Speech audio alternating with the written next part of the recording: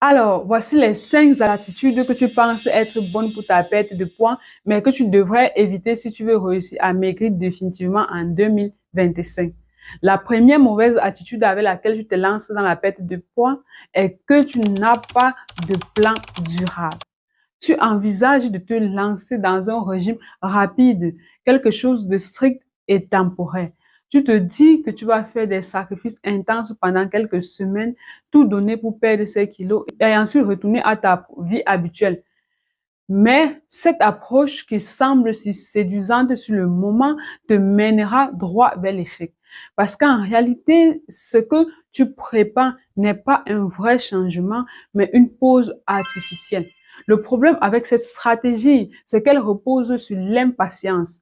Tu cherches à régler le problème de longue date en quelques semaines et tu crois que les résultats arriveront à la même vitesse que les efforts. Mais la transformation ne fonctionne pas comme ça. Plus tu avances, plus la frustration s'installe. Tu ressens la fatigue. Tu trouves que les progrès sont lents et cette impatience finit par t'écraser. Ce besoin de vite en finir est exactement ce qui va te faire abandonner avant le temps.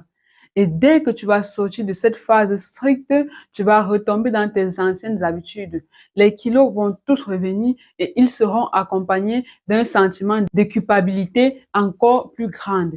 Ce cycle te maintiendra bloqué et c'est là que tu vas commencer à croire que perdre du poids est impossible pour toi. Le secret n'est pas d'aller plus vite, mais d'aller loin. Tu dois éviter les solutions temporaires et construire un mode de vie que tu peux adopter chaque jour et pour toujours sans te sentir frustré ni fatigué. En avançant à ton rythme avec des habitudes que tu aimes, tu verras que les habitudes viendront et cette fois, ils resteront. Donc, au lieu de penser à un retour à la normale après ton régime, réfléchis plutôt comment recréer ta nouvelle normalité. Cherche à réinventer une nouvelle toi, une version de toi dont tu seras fier à entretenir jour après jour. La deuxième mauvaise attitude avec laquelle tu te lances dans la perte de poids est que tu négliges l'importance de la planification des repas.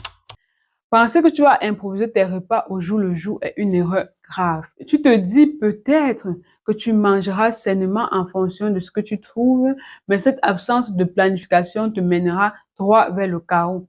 Le problème avec cette approche, c'est qu'elle va constamment te mettre dans l'urgence.